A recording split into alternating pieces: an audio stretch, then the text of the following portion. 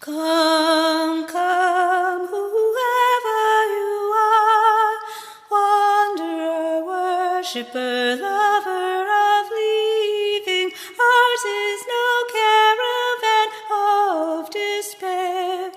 Come, yet again come.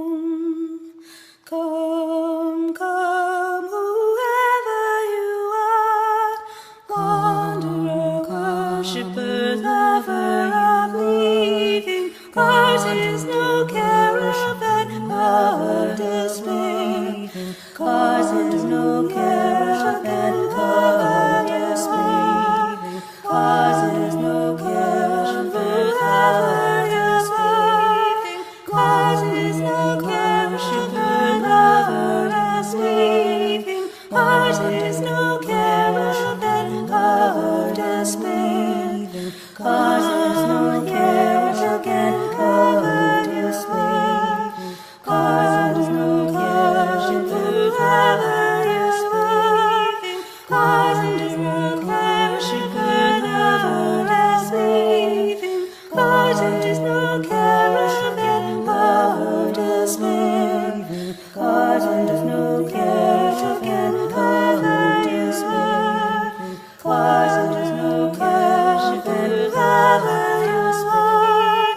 Ours is no caravan of leaving. Ours is no caravan of despair. Ours is no caravan of despair. Ours is no caravan of leaving. Ours is no caravan of despair. Come, yet again come. You are welcome here. No matter your religious beliefs or lack of belief, you are welcome here. No matter your age, sex, sexual orientation, or gender identity, you are welcome here. No importa tu ciudadanía, tú estás bienvenido aquí. No matter your citizenship, politics, or relationship status. No matter your physical characteristics or health, you are welcome here. Whoever you are, wherever you are from, you are welcome in this place.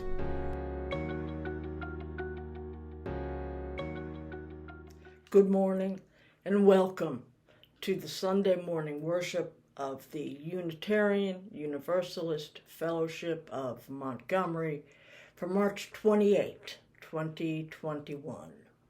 We're located on the ancestral lands of the Muskogee Creek people in Montgomery, Alabama. I'm so glad that you could join us here this morning. Wednesday, March 31st is Transgender Day of Visibility, and most of the service will be built around that theme this morning.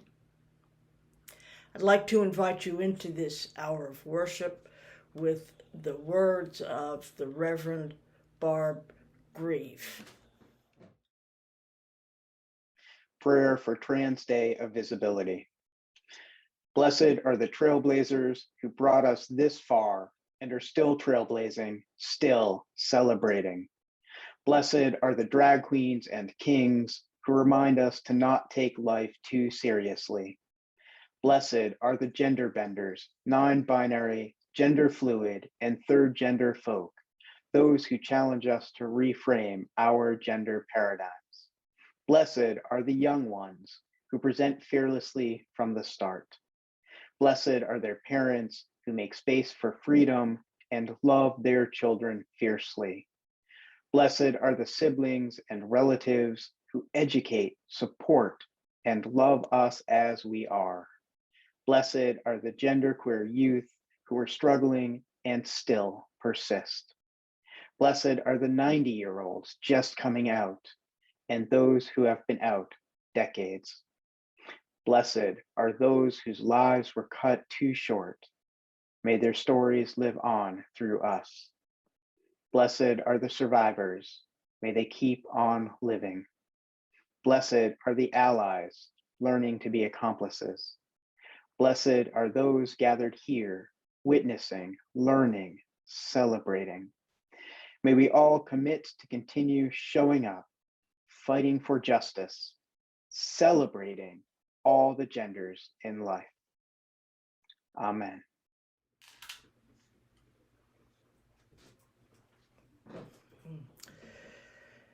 Now, if you would like, please join me in speaking aloud our congregational covenant.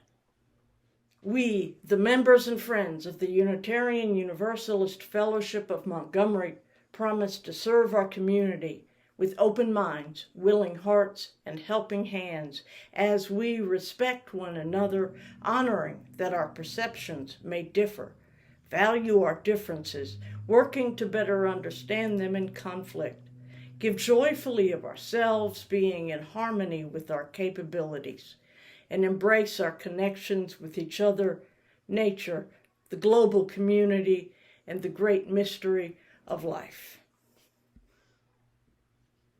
And now we'll hear from our coordinator of religious education, Roger Burdett, with A Time for All Ages. Hey, I'm out here at our fellowship just enjoying the swing set, looking forward to the day when our children and everybody can come back to the fellowship. You know what else I'm doing? I'm eating a raisin in the sun. A raisin in the sun. Welcome to Time for All Ages.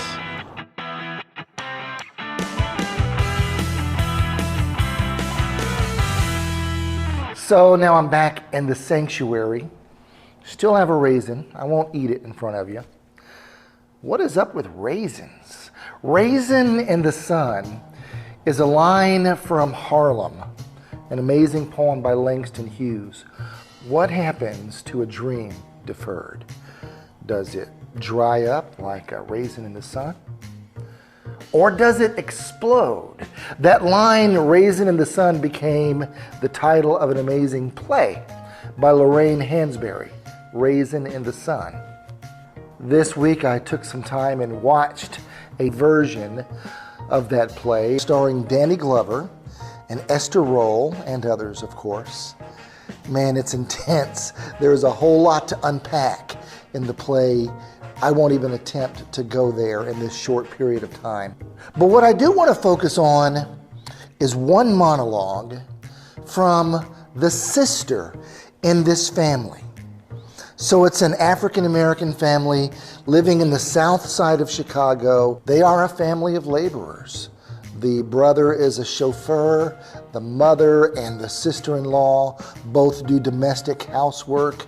But Benitha, the sister, wants to be a doctor. And in this scene, for context, she's under pressure because they are facing significant money problems. And it looks like her dream to become a doctor is at risk. She's explaining why she wants to be a doctor. And the reason I'm focusing on this piece is I think it speaks to us. Maybe you don't want to be a doctor, but we are in a time when people need healing and help and encouragement. And maybe you can get some encouragement from this piece about how we humans can help other humans. So these are the words of Benitha explaining her inspiration for wanting to help people. When I was very small, we used to take our sleds out in the wintertime, and the only hills we had were these ice-covered steps at some houses down the street. And we used to fill them in with snow, and we'd make them smooth, and we'd slide down them all day long. And it was very, very dangerous. You know, it was far too steep. And sure enough, one day, this kid named Rufus came down too fast, and he smacked the sidewalk. And we saw his face just split open right there in front of us. And I remember just standing there, and I was looking at Rufus thinking, well, that's the end of Rufus. But you know what? The ambulance came, and They took Rufus and they fixed his broken bones and they sewed up his face. And the next time I saw Rufus, all he had was this little line right down the middle of his face. I never got over that. That was what one person could do for another. Fix him up, sew up the problems, make him all right again. And that's what I wanted to do. That was the most marvelous thing in the world. I wanted to do that. That was the one concrete thing that a human being could do in this world. Fix up the sick, and make them whole again. So, that's a monologue from Raisin in the Sun. Again, I encourage you to go watch the whole play. It's heavy. It is heavy. It stressed me out. But that was kind of the point, right? But in this little piece, we see a person who wants to be a healer of others. And maybe you do too. I think we all have the opportunity right now to be healers of others at some point. Know that you are loved. Have a great week.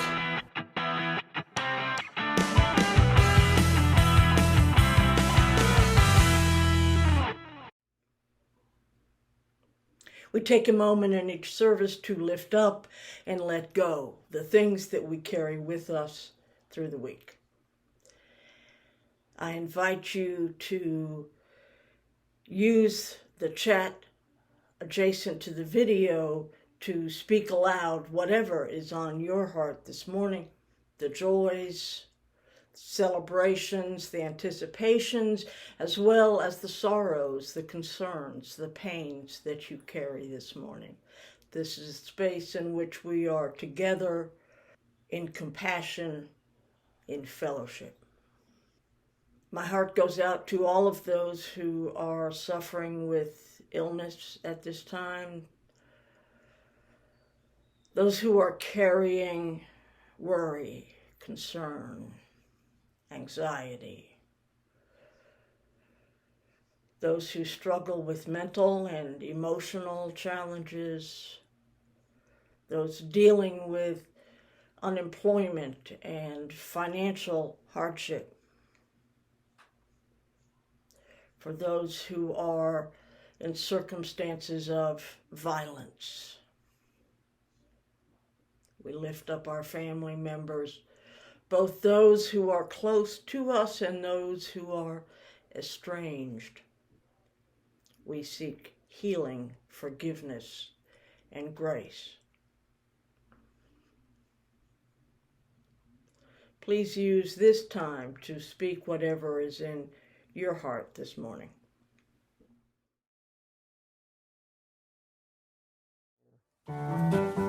Spirit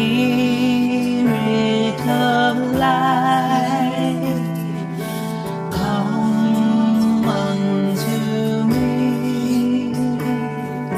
Sing in my heart all the stirrings of compassion. Flow with the wind, rise in the seas, move in my hand, giving life a shape of justice. Roots hold me close, wings set me free.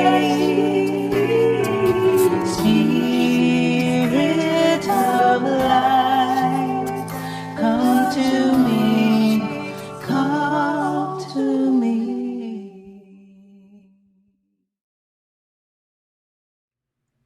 This is the last Sunday of the first quarter. Now, each quarter we select an organization doing the work to which we are dedicated in principle. And for the first quarter, we have been raising funds to support the faculty and staff at Capitol Heights Middle School. which is almost across the street from our building. We take half of the undesignated contributions and give them to the organization we are supporting, and in this case, we will be making purchases on behalf of the faculty and staff so that they have what they need to serve the children. And at the start of any given day, there is mystery available. There is a game waiting for an open heart to say yes. Here I am, I'll play. And if we're smart, we'll listen to the way, and all the misery that held us down, we'll let it fade. Let it be outshined by a simple spark of a life that's waiting to be made. It's waiting to be made.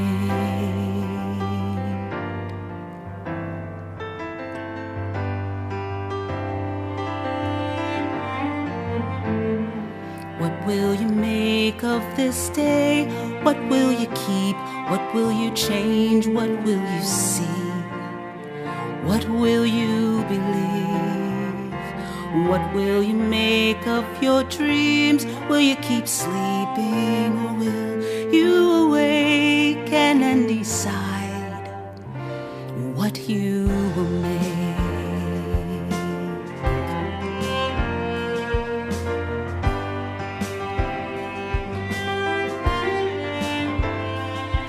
At the start of any given day, there is history and poetry.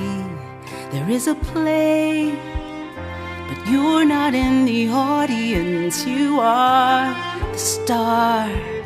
So get out there and say what you will make. What will you make of this day? What will you keep? What will you change? What will you see? What will you believe?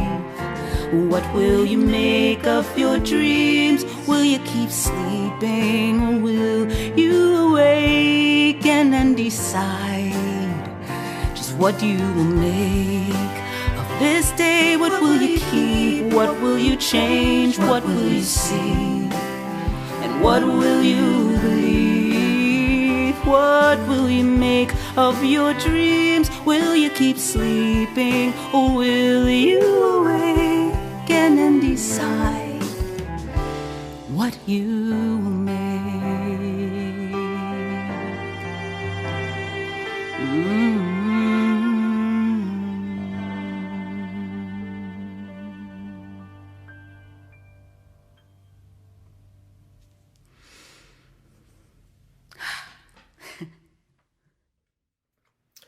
So I've been doing a series of sorts with roughly every other week dedicated to a prominent figure or figures in Unitarian and Universalist history who were or are marginalized in some way. Ethelred Brown for Black History Month, Frances Harper and Yvonne Sayon as Black History Month led into Women's History Month, and now we're approaching the end of March, and I'm marking Trans Day of Visibility by featuring some groundbreaking trans and non-binary leaders in Unitarian Universalism. Now, each time I do this, it makes me think of others I want to do. So I'll be talking about the gay and lesbian pioneers in our movement a little later in the month, and then I'll also be, after that, featuring you leaders living with disability. If there's an identity or demographic you'd like to hear more about in Unitarian Universalism, shoot me a note.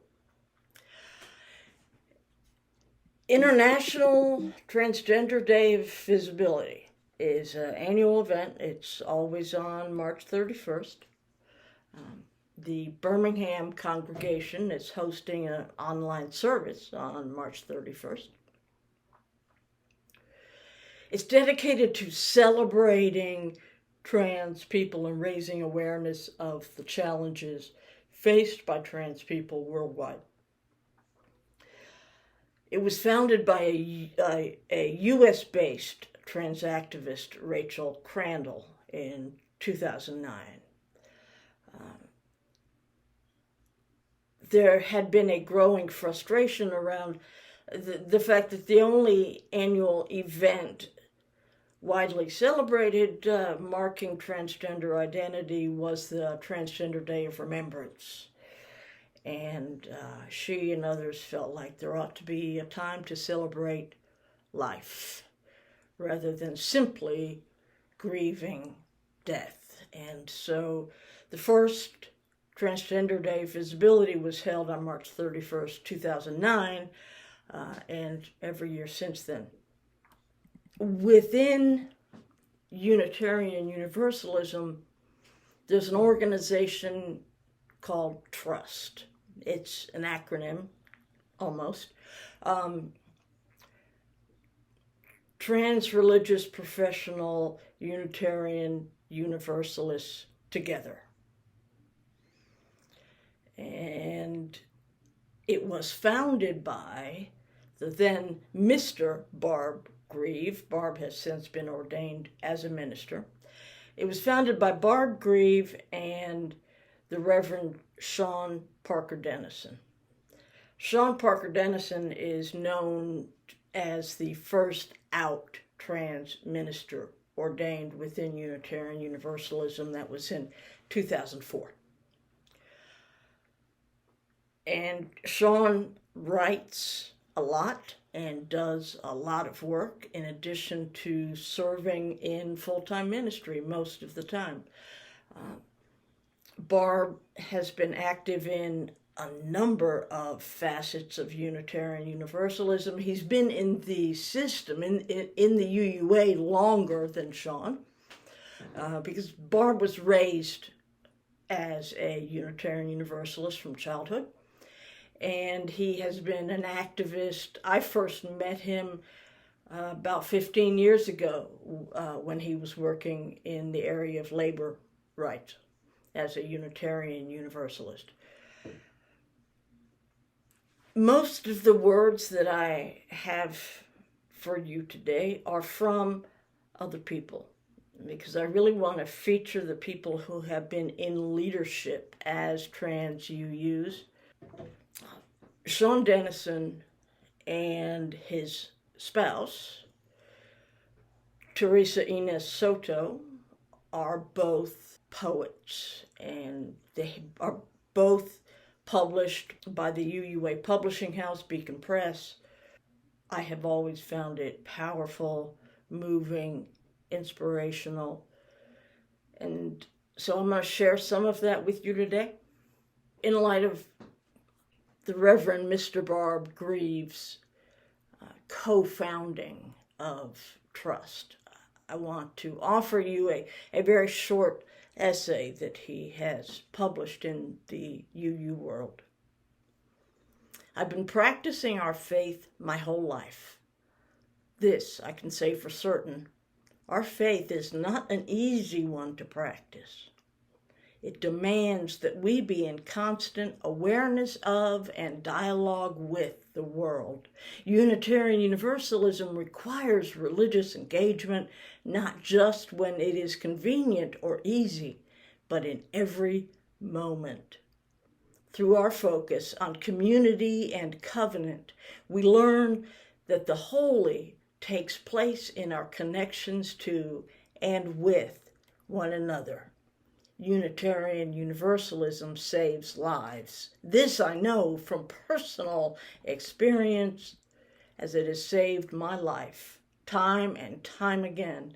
Yet Unitarian Universalism has also caused me some of my greatest heartache. At times there seems to be a disconnect between the church school lessons I learned as a youngster and how we adults live out our UU values. The Unitarian Universalism of my childhood taught me that with diversity comes strength, that through embracing our differences we can better understand the world around us. My years working with adults as a workshop facilitator and religious educator have taught me that more often than not, this is more theory than practice. But I have witnessed congregations make this tremendous progress in embracing this diversity and changing their practices in order to accommodate a beloved member of their community. My hope is that we are willing to change in order to greet all with open hearts, not just those who are already among us. May we continue to engage in holy discourse around diversity and affirmation. May we continue to share our presence with the world, showing that it is possible to embrace the pluralistic nature of life. The co-founder of Trust, Sean Parker Dennison, writes in a poem, "A Letter from Our Better Angels."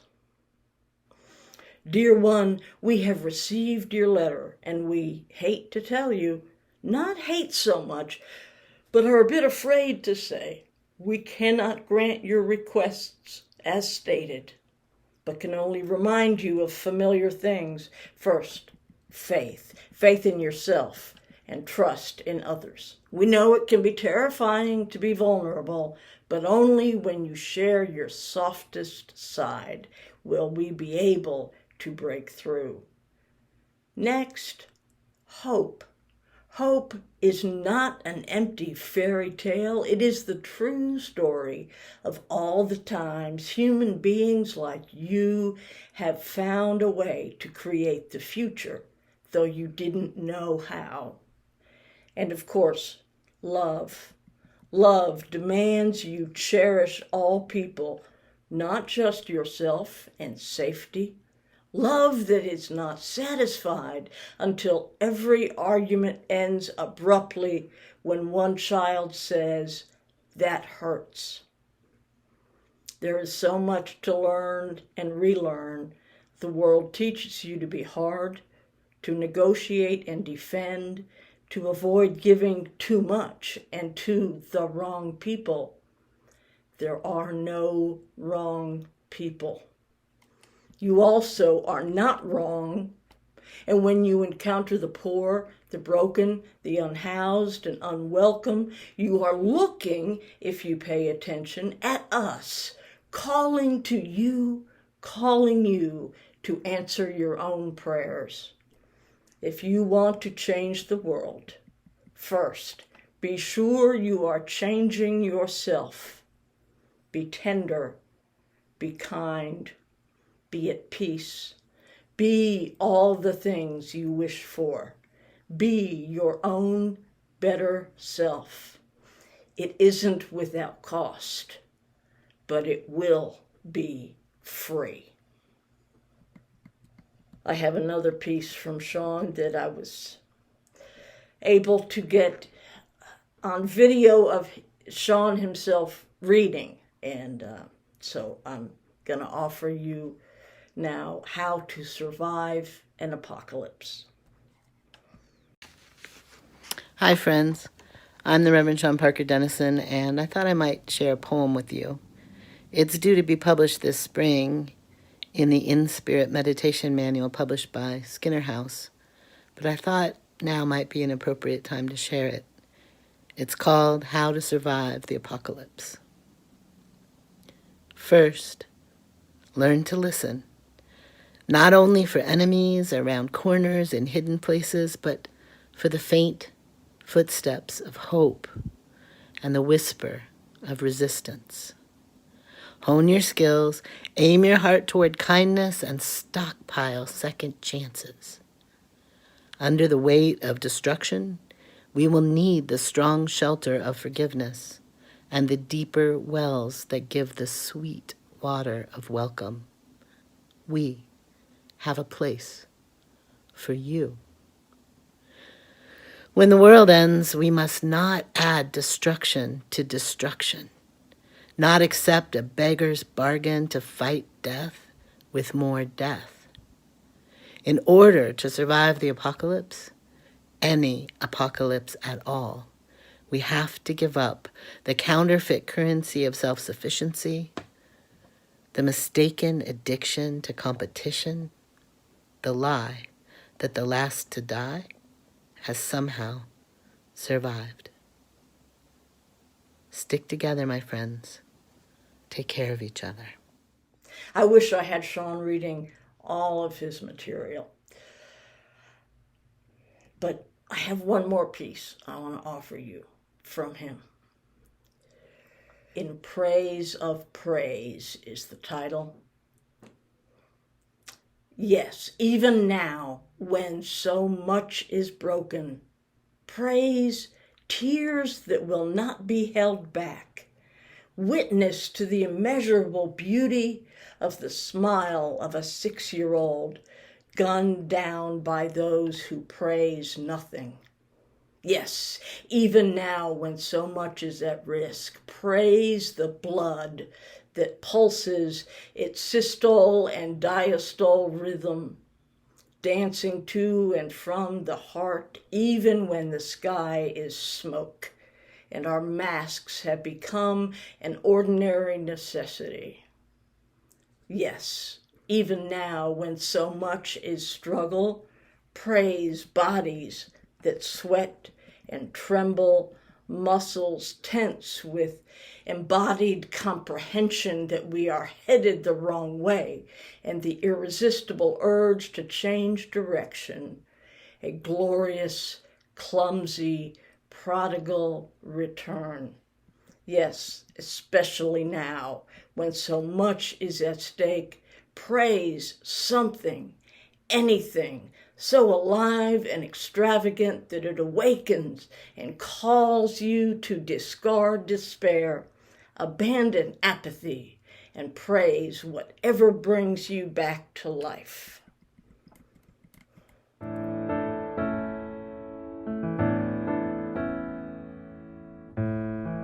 Pack your dreams all away, save them for another day. Tell yourself no way, I can't do this. Cancel all the eating plans. Who cares if they don't understand? Ain't in the mood for talking, I might lose it. We go on believing all the liars in our head and stop before we've even started yet. But I know you can make that move. Live your truth. When you lay down your pride, that's where the beauty lies.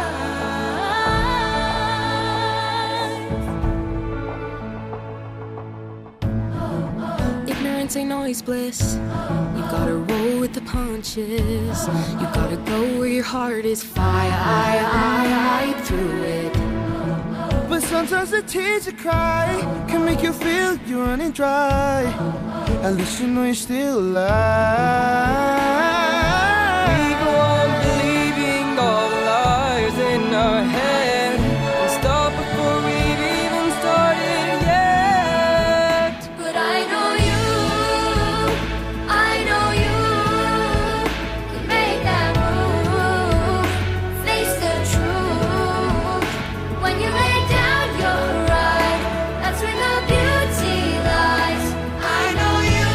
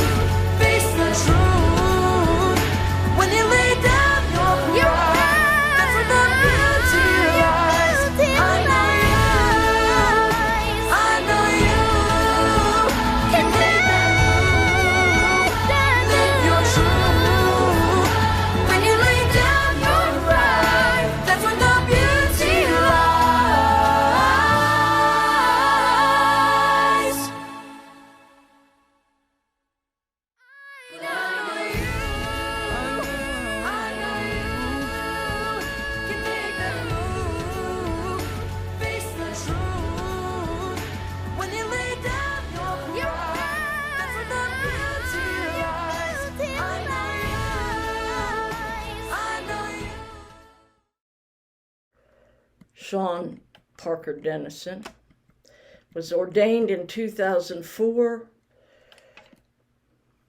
has served a number of parishes, including founding his own experimental avant-garde religious community for a time. And it happens, too, that he is married to the Reverend Teresa Soto, who is also an extraordinary poet. Unfortunately, it's really difficult to find Teresa reading her own material on video. So you'll have to bear with my voice, but I do need to share some of this with you. This one is to the people who have mistaken freedom for liberation. To be free, you must embrace the breadth of your own existence without apology, even if they try to take it from you. You must know not that you can do whatever you want. You are not a kudzu vine eating entire hillsides for the purpose of feeding your own lush life. You must know instead that inside you are entire universes, milky blue, magenta, and gold, expanding. But to actually be free, you must know and you must fight for the entire universes inside of everyone else. Being free is not a license, but a promise. This one is entitled, We Hold Hope Close. In this community, we hold hope close. We don't always know what comes next, but that cannot dissuade us. We don't always know just what to do, but that will not mean that we are lost in the wilderness. We rely on the certainty beneath, the foundation of our values and ethics. We are the people who return to love like a North Star, and to the truth that we are greater together than we are alone. Our hope does not live in some glimmer of an indistinct future. Rather, we know the way to the world of which we dream, and by covenant and the movement forward of one right action and the next, we know that one day we will arrive at home. The last piece I want to give you from Teresa is her letter written on the occasion of Trans Day of Visibility in 2019. Dear trans, non-binary, genderqueer, and gender-expansive friends and kin, and those of us whose gender is survival, let me explain. No, there's too much. Let me sum up. You are not hard to love and respect. Your existence is a blessing. Your pronouns are not a burden or a trial. They are a part of your name, just shorter. Someone getting them wrong is not a poor reflection on you. It is not your fault. Your body really and truly belongs to you, no one else. The stories of your body, the names of your body's parts, your body's privacy, the sum of your body's glory. It is not okay for anyone to press their story of you back to the beginning of our liberation. We will find the people ready to be on the freedom for the people way. We will go on. No one can rename you. No one can rename you other. It can't stick. As you offer the gift of being and saying who you are.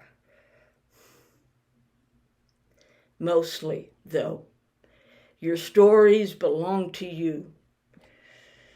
Your joy and complexity are beautiful, however you may choose to tell it or not tell it. Some folks may take their liberty for an unholy license. You are beloved. Please keep to our shared tasks of healing and getting free.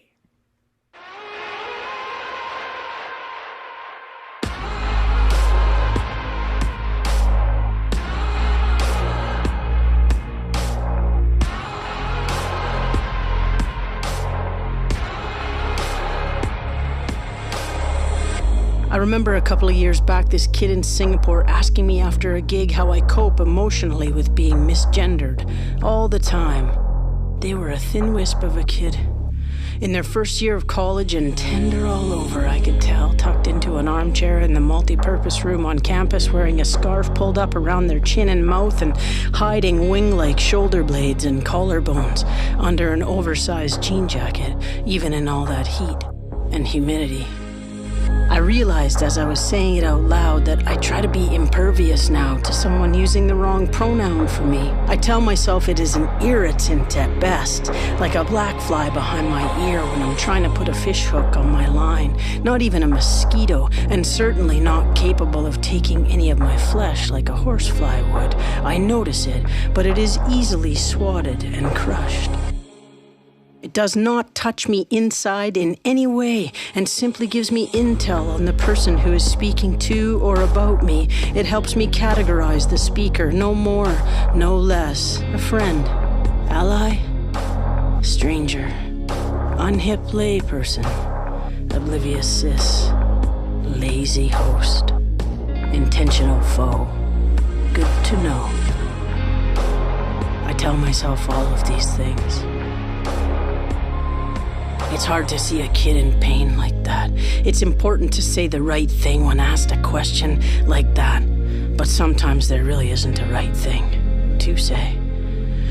What I really wanted this kid to know is that they are going to need to somehow build up the calluses around their heart just a little. That they cannot and should not ever give up their power so easily to another, shouldn't put any shred of their own self-worth into the sloppy hands of a stranger or anyone. I wish I had told them to stand up full inside themselves and imagine that they are protected by a full suit of shimmering armor made of feathers, made of sequins, made of 600 skins they have already had to shed to become what they are right now in this minute.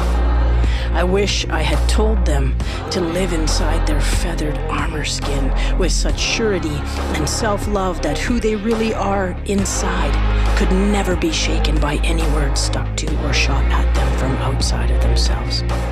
Ever. Not ever. No way. Just let me change. Just set me away. Set me out to the fire. Set me away.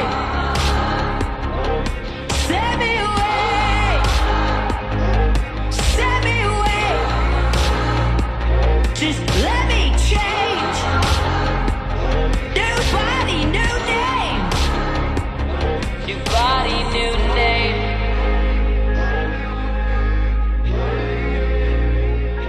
New body, new name.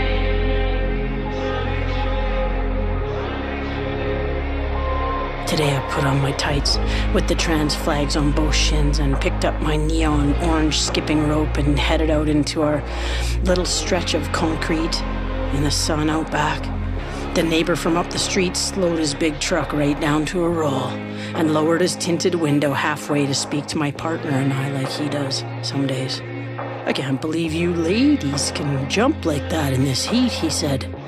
I regarded him from inside of my armor skin and ruffled my feathers just a little so I looked bigger and so I could skip higher. Then I did 3 double unders in a row without breaking a sweat. My new name is Sir Never Sirred. Pleased to meet you.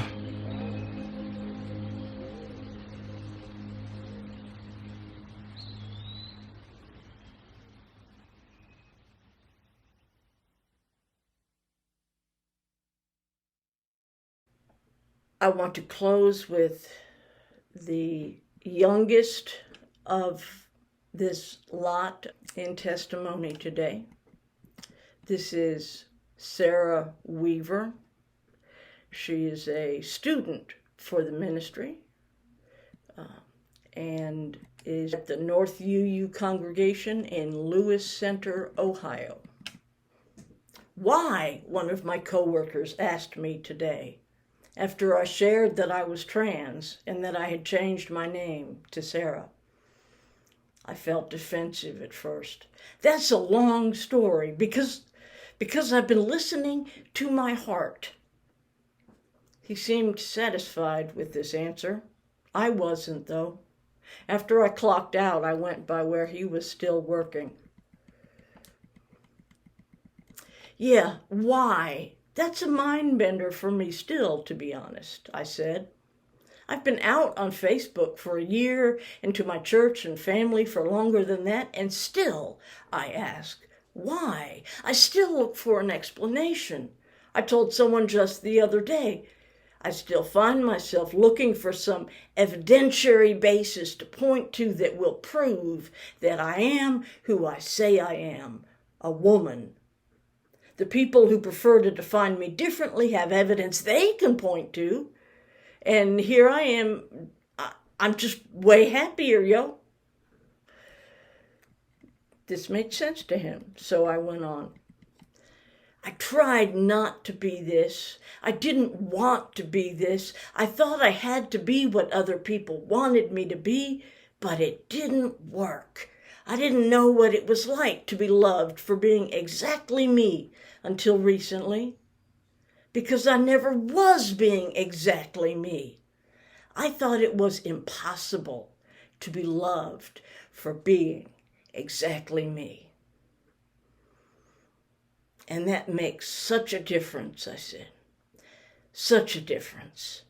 I used to not want to be me, and now I do want to be me. Yeah, that's a big difference, he agreed. These are former, present, and future trans voices of Unitarian Universalism. I think you can understand why I felt like I had really nothing more to add to these powerful words. There are lots of other things going on. Keep an eye on your email. Check in at the website calendar. Come over to Zoom for second hour discussion. And for now, our service has ended. May our service begin.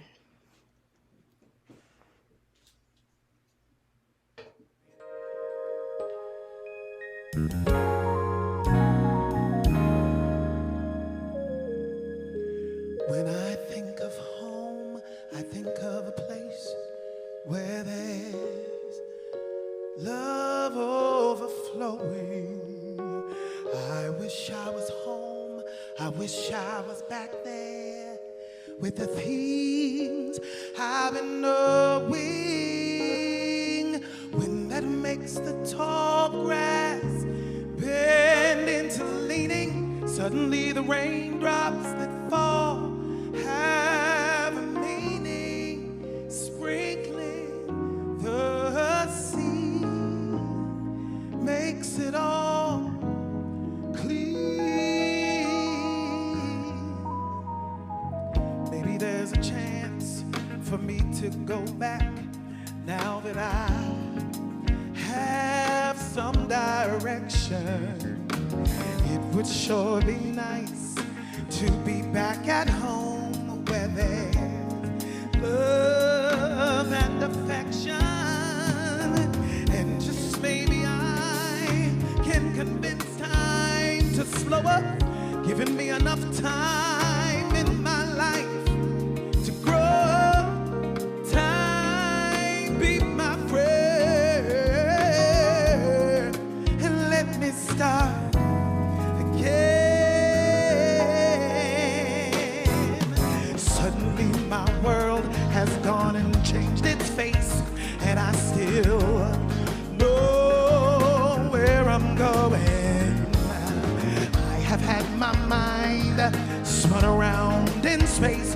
yet I've watched it growing.